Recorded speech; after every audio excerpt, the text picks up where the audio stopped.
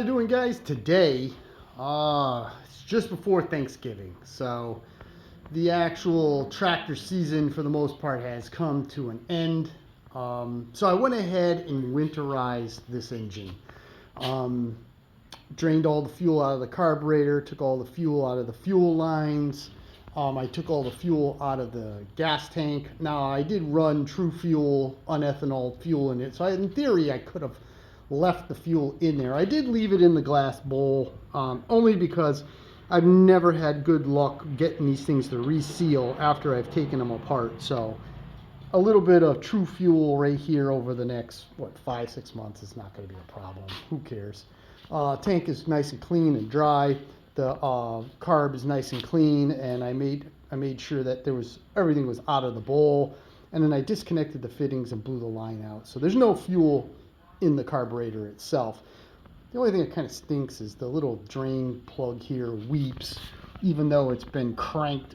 Even though it's been cranked down super tight, and it weeped when there was fuel in the bowl. Obviously, it's not doing it now.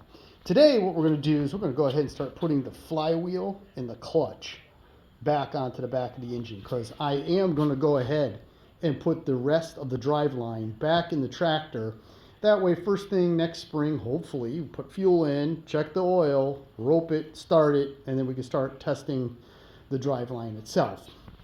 There is a 1/4-inch key that is in the crank, and you can see it's a little stumpy little key, and that's because there's a big nut which goes onto these threads that holds the clutch flywheel to the crankshaft itself. Flywheel's right here. I did DA sand it real lightly, and then I just wiped it off with brake cleaner just to give it kind of a nice clean surface, take any little bit of rust off, and it really doesn't affect anything in general. Did the same thing with the pressure plate, got that all nice and clean.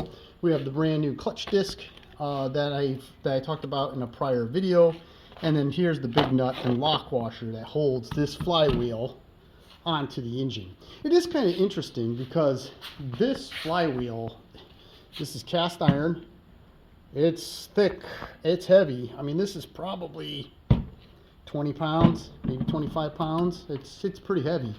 And then the engine also has the Wisconsin flywheel, again, which is probably about 20 pounds.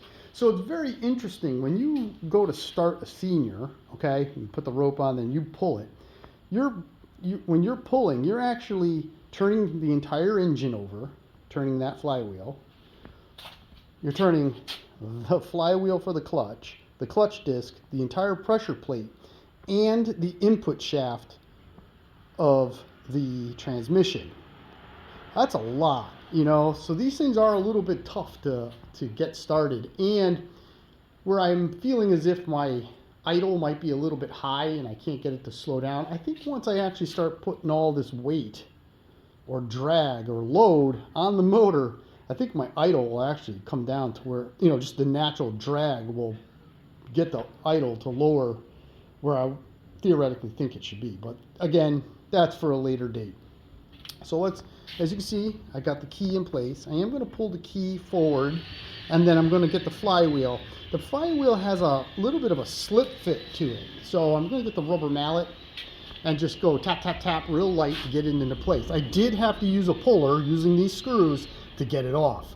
So let me go ahead, let's get that installed, or hopefully installed, and then we'll go from there.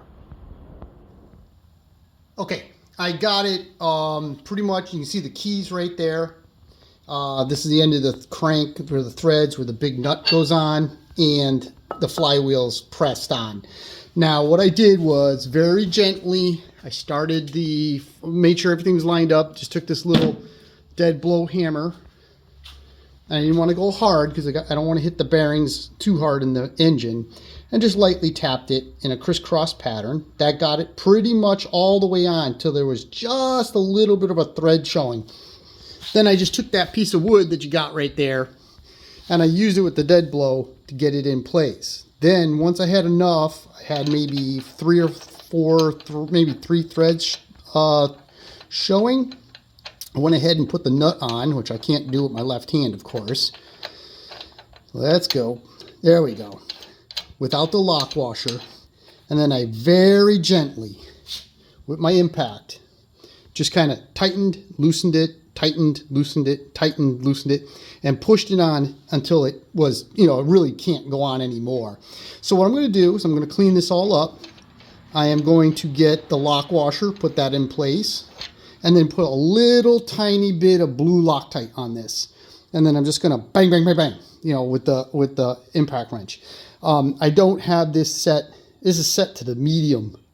So it's not on the highest and it's not on the lowest, but I'm just going to, as soon as I start to see it stop turning, bang, bang, that's it. Done. And that'll be installed. And there we go. Nice, clean install. Just going to wipe it down one more time before I put the clutch plate in place.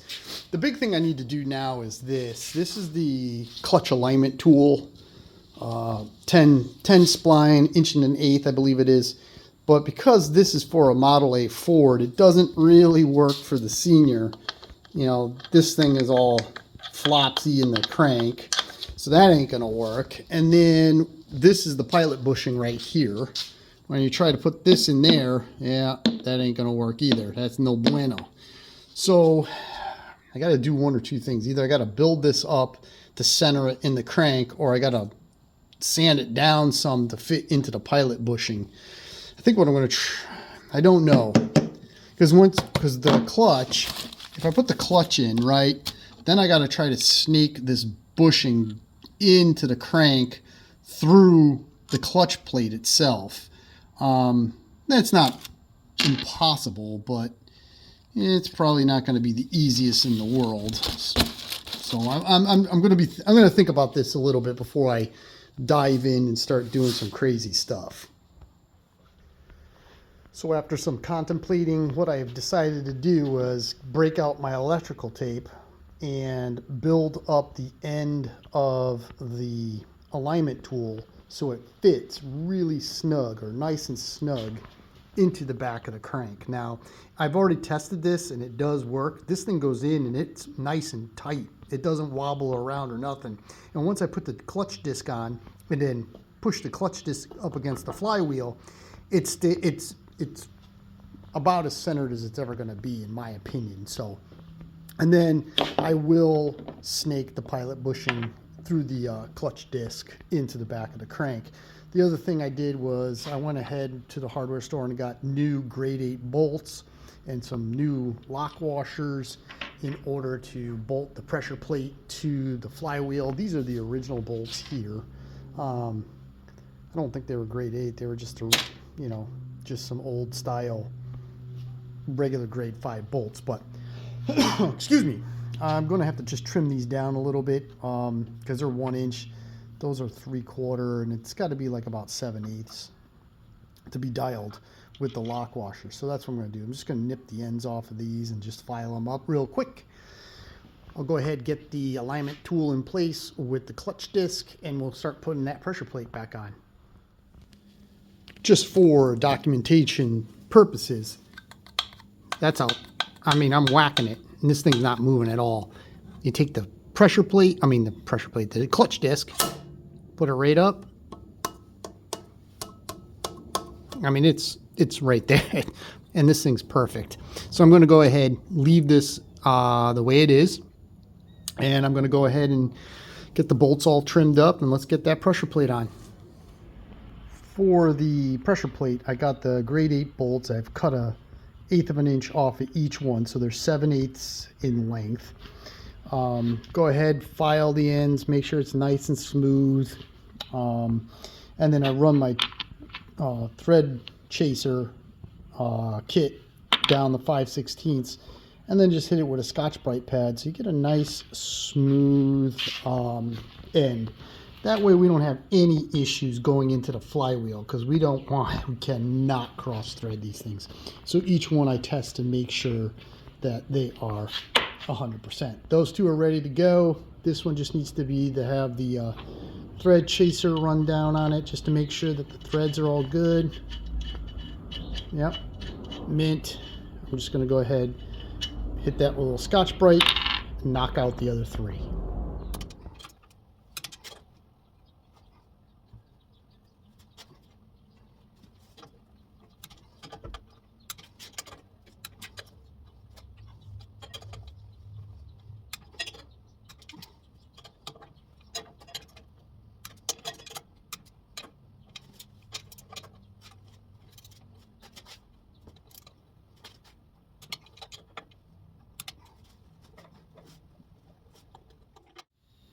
And there it is. It's all installed.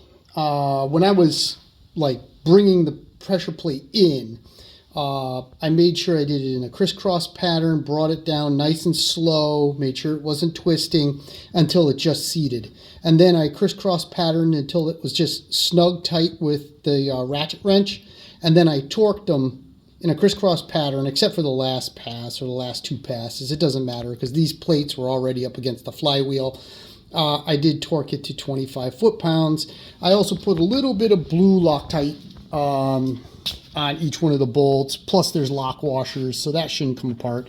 And as you can see, the tape on the alignment tool is in mint shape, so it's slid in nice and tight, stayed nice and steady, and then you saw me pull it out. I had a yank on it a little bit to come out, but it slid out, and everything looks, I mean, obviously we can't tell that it's perfectly straight, but it is. Let me get my camera. Yeah, there you go. It looks perfectly straight. So this old girl is set to go. Next up, I've been kind of contemplating on how I was going to put the rest of the drivetrain in place. So what I think I'm going to do is I'm actually going to put, because there's like a slip yoke that goes onto the banjo rear end, which is the drive shaft. The drive shaft then goes into a gear case. The gear case has a bearing in it that the drive shaft has to slide into. So what I'm thinking about doing is I think I'm going to put the transmission, the gear case, and the drive shaft into the tractor. I'm going to take the engine off the tractor. That way, with the transmission in the position that it's supposed to be in, I should be able to put this engine and bell housing back on the frame and then slide it right into the transmission, the input shaft of the transmission going through the clutch plate and then hopefully aligning with the thrust bearing in the crank. So that's the next step. Let's go ahead and let's get the parts for the drive shaft, and we'll take a look at that stuff and see how we're going to do this. Before I can put the torque tube and the drive shaft back on the back of the transmission and ultimately put the transmission in the tractors, I need to weld the output gear to the output shaft of the transmission. Some people will broach this and put a key in it and then key the output shaft a little deeper. Wheel Horse originally welded these gears to the back of the transmission, so that's what I'm going to do. I'm going to clean it all up. Going to put some tin foil around the gear. Going to put some tin foil in here so that way all of it's protected. I'm going to take the welder, set it to stun, and just put two good beads, one right here, one right there, and weld this gear onto the back of the shaft. And then that way I can cut the gasket, put the torque tube, put the drive shaft on first, then put the torque tube, and then put this whole assembly back in the tractor. I'll have to take the motor off the transmission, the motor off the frame in order to do that, and then slide the engine on with the input of the input shaft, the transmission going through the clutch and into the pilot bearing. I got new bolts for the flange housing. It's easier said than done, but let's get to it.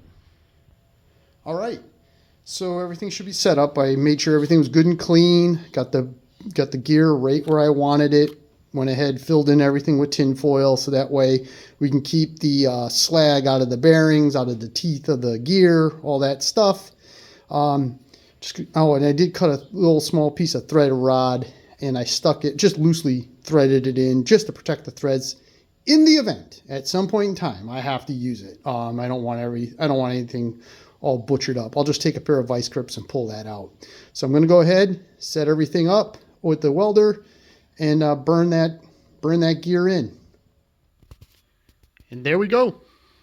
It is all welded in. I went around once, then I ground it down with a little cookie wheel to make sure that it was well penetrated, and you can see that it's burnt into the gear in a multitude of places. It was burnt into the not crankshaft, but the output shaft.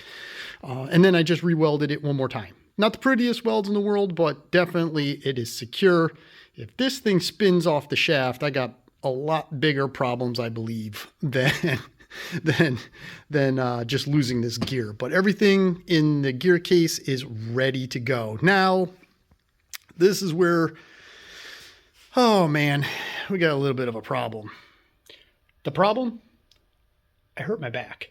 Not working on this thing, dragging up stuff from the basement. So I pulled a muscle and I really can't lift anything. So it's going to be at least another week before, or at least another few days before I can try to get this transmission on the back of the motor. So until then, thank you very much for watching. I hope you enjoyed this. If you could please like, share, and subscribe. And as always, once the back gets better, we're going to put that transmission on the back of that senior engine.